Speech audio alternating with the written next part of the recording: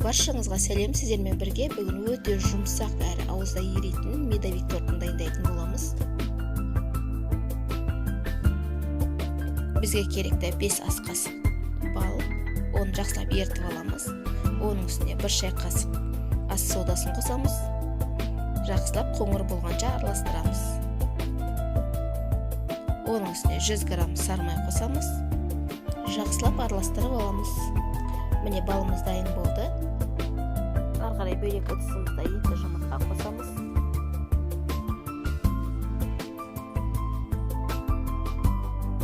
Оның үстіне қант қосамыз. Жақсылап миксерлеп аламыз.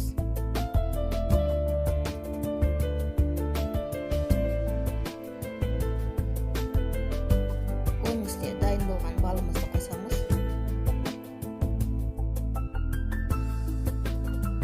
Жақсылап араластырамыз.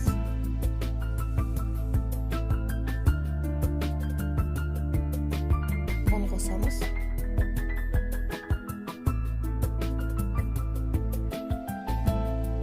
Міне қамырымыз дайын болды. Оны табамызға пергамент қағазын төсеп, үстіне жайып аламыз. 180 градуста 15-20 минут пісіріп аламыз. Ары қарай кремін дайындаймыз. Бізге керекті кілегей мен қаймақ. Оны жақсылап араластырып аламыз.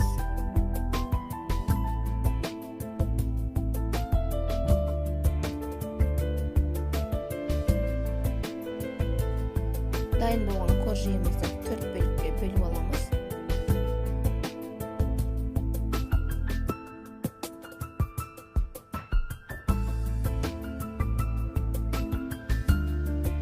Дайын болған кремімізді жағамыз.